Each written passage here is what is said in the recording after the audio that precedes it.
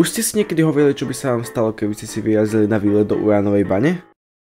Lebo veď, je tam tma, trochu netopierov, možno nejaký ten pavúk a skoro by som zabudol, je tam aj radioaktivita. Čo sa vám vlastne stane, keď ste vystavení radioaktivite?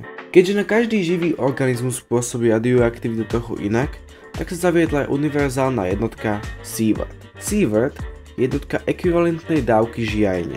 Tá je rovná súčinu absorbovanej dávky žiarenia a koeficientu relatívnej biologickej účinnosti žiarenia. Takže je to jednotka, z ktorej sa dá vypočítať, aká dávka radioaktivity nám ako uškodí, a keďže je univerzálna, dá sa použiť pri všetkých živých organizmoch. My sme vlastne vystavení radioaktivite neustále, ale je to moc malé množstvo, ktoré nám nijak neškodí.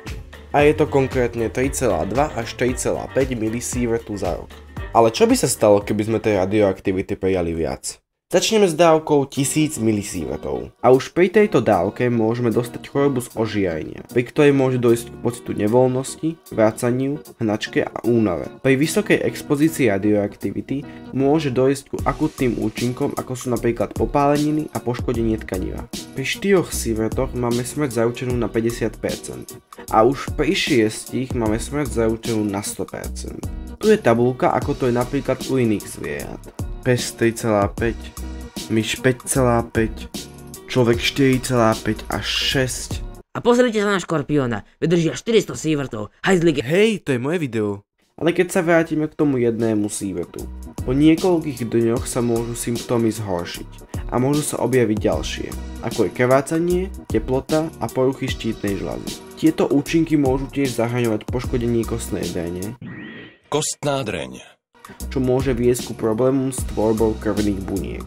Dlhodobé účinky môžu zahŕňovať výskyt rakoviny a genetickej mutácie, čo znamená, že sa vám môže zmeniť DNA. Niektoré dlhodobé účinky môžu byť skryté a môžu sa objaviť oveľa neskôr v živote, ako by ste čakali. Ale u každého človeka zvlášť sa tieto veci môžu líšiť. Niekto vydrží viac a niekto menej. No a na záver, dúfam, že som vám objasnil, čo sa stane s telom, keď je vystavené radioaktivite. Dávajte like, odber a čus.